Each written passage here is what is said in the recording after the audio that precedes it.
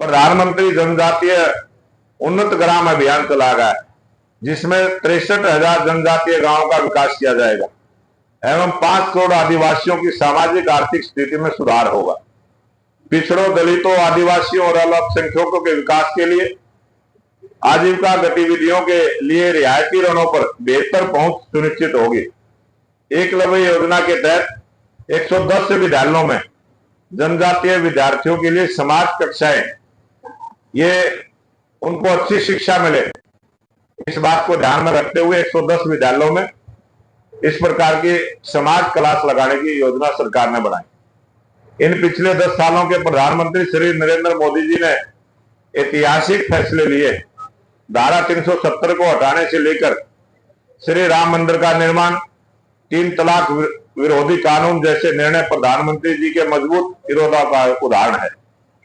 प्रधानमंत्री जी के यशस्वी कार्यकाल के प्रभाव ने भारत को विश्व भर में सबसे महत्वपूर्ण देशों के बीच लाकर खड़ा कर दिया।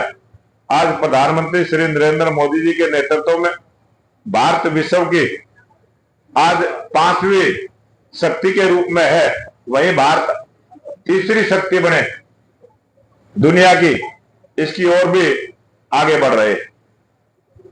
एक समय था जब कांग्रेस के शासन में अंतर्राष्ट्रीय मंचों पर भारत की कोई पूछ नहीं होती थी, भारत को वो महत्व नहीं मिलता था।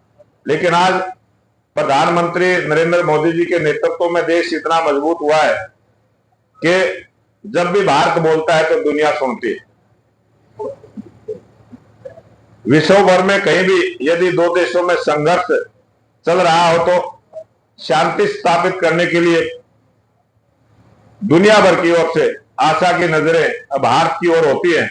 और जब भी कोई विश्व में ऐसा संकट आता है, सभी की नजरें भारत की तरफ रहती है कि भारत देश के लोकप्रिय प्रधानमंत्री नरेंद्र मोदी जी इसका समाधान निकालेंगे।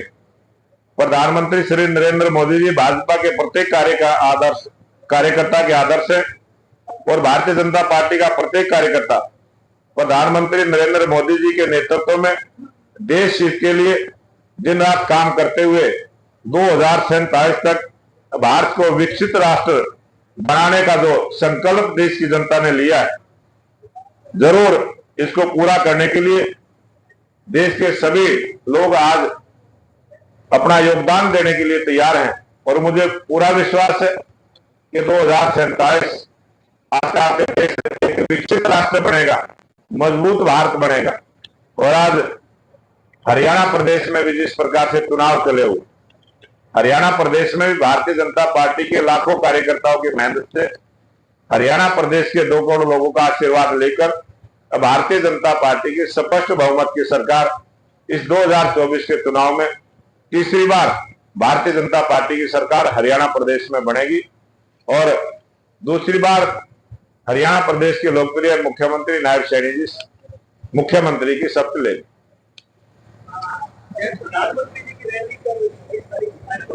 देश के लोकप्रिय प्रधानमंत्री नरेंद्र मोदी जी की जो दूसरी जन आशीर्वाद रैली सोनीपत लोकसभा में जो निश्चित हुई है, दोपहर 12 बजे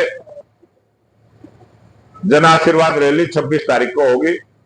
एक हिसार जिले में भी उसका भी स्थान और जगह निश्चित कर दी गई है। हिसार जिला में इस सोनीपत लोकसभा की रैली के संयोजक की जिम्मेवारी मेरी है और हिसार लोकसभा में जो प्रधानमंत्री जी की रैली होगी, कुलदीप बिश्नोई जी उस रैली के संयोजक रहेंगे। जो पलवल में 2 तारीख को 10वें महीने की 2 अक्टूबर को जो रैली होगी, उसके संयोजक कृष्णपाल गुर्जर जी रहेंगे। इस प्रकार से पार्टी की तरफ से व्यवस्था की गई।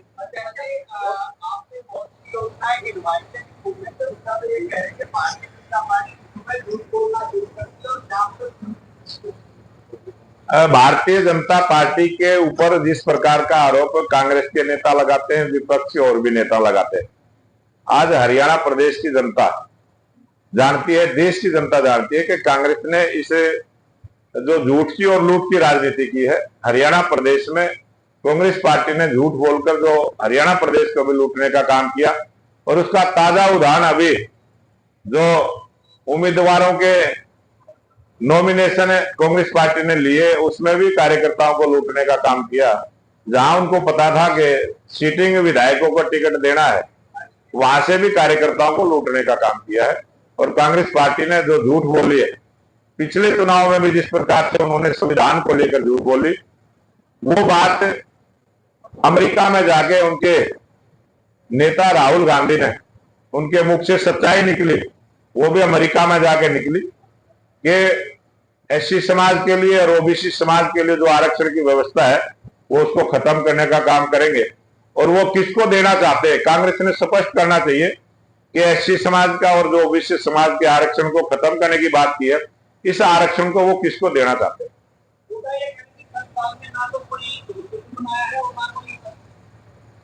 आप गूगल पर सर्च करके देख सकते हैं। जागरूक आप मतदाता हैं, रिपोर्टर हैं, इलेक्ट्रॉनिक मीडिया, प्रिंट मीडिया के सभी पत्रकार भाइयों से भी मैं निवेदन करूंगा, भारतीय जनता पार्टी की 10 वर्ष से सरकार हरियाणा प्रदेश में, और हमने प्रत्येक जिले में मेडिकल सुविधा में जो सुधार किया है, जहां 50 बेड का हॉस्पिटल था वहां 100 का करने का काम किया, जहां 100 का था वहां 200 और 300 का भी करने का काम किया है।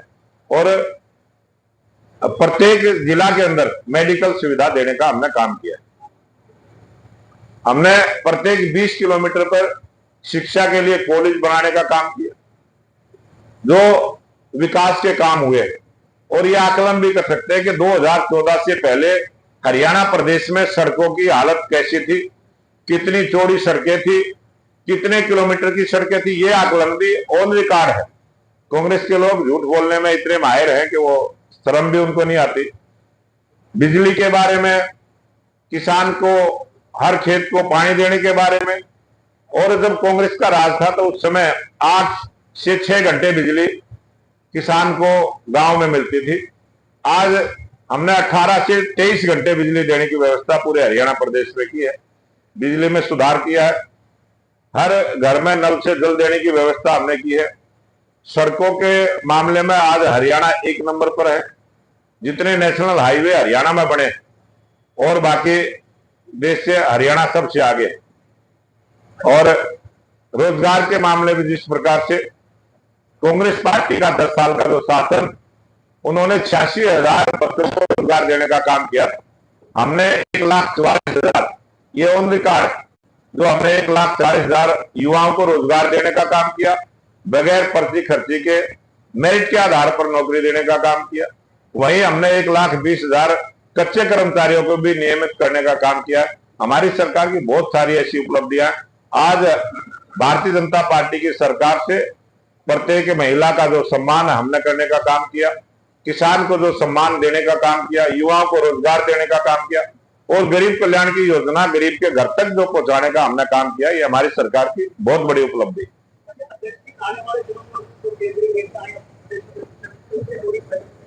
हमारे देश के गृह मंत्री अमित शाह जी आज ही 2 जन आशीर्वाद रैलियों को संबोधित करेंगे। एक रैली लोहारू में होगी बहल में, और दूसरी फरीदाबाद में आज रहेगी 5 बजे, और बहल में है 3 बजे। और राजनाथ जी, देश के अन्य केंद्रीय नेता और हमारे राष्ट्रीय अध्यक्ष जगत प्रकाश नड्डा जी, अनेक नेताओं के प्रोग्राम बने हैं। जैसे ही डेट फाइनल होगी हम आपको बताने का काम करेंगे। हमारा घोषणा पत्र कल ही 18 तारीख को देश के गृह मंत्री अमित शाह जी उसको जारी करेंगे और मीडिया के सामने करेंगे। बहुत सारी ऐसी नई घोषणाएं होंगी, और जब हम संकल्प पत्र जारी करेंगे तो हमारा राष्ट्रीय नेतृत्व तो अमित शाह जी जब जारी करेंगे तो उसमें सारी चीजें आपको बताने का काम करेंगे।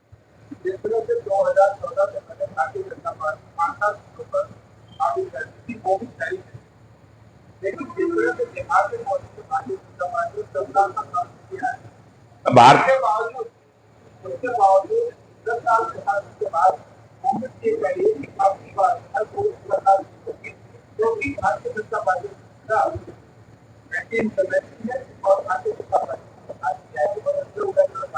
ये जो कांग्रेस पार्टी सपने लेकर सोते हैं, जो कांग्रेस पार्टी ने सपने सजाए हैं, उनके सपने अधूरे रहेंगे।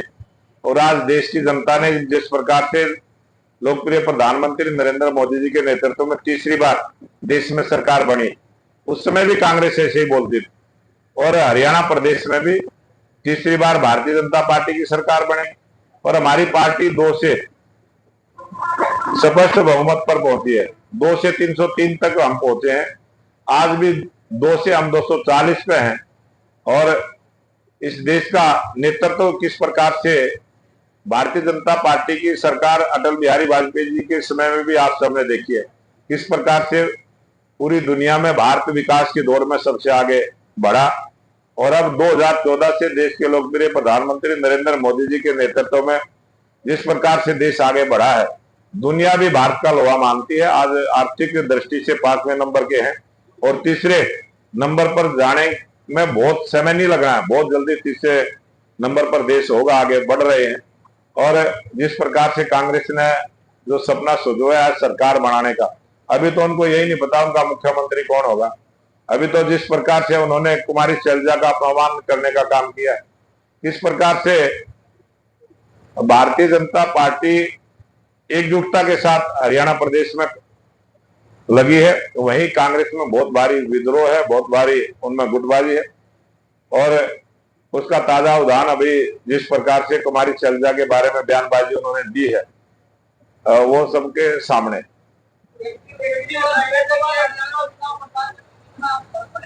है जी,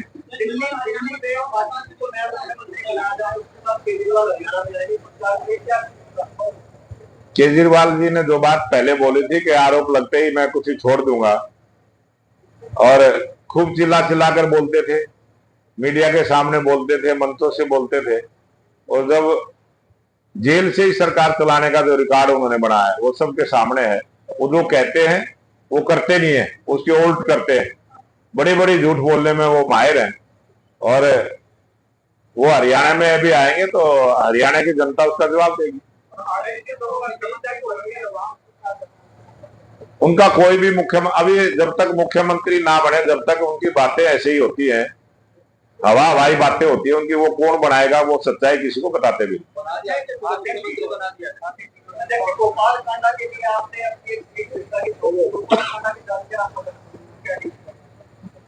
गोपाल कांडा के साथ हमारा कोई गठबंधन नहीं है किसी प्रकार। कौन कह रहा है? आज स्टेटमेंट है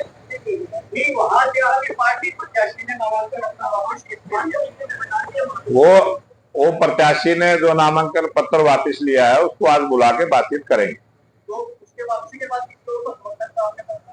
अभी इस प्रकार का समर्थन का कोई पत्र पार्टी की तरफ से जारी नहीं किया।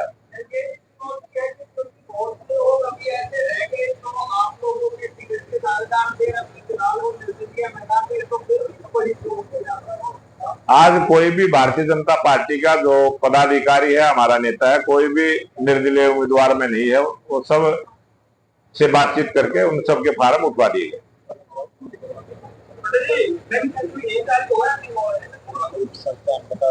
मैनिफेस्टो जो जारी होगा वो आपको बता दिया जाएगा समय का।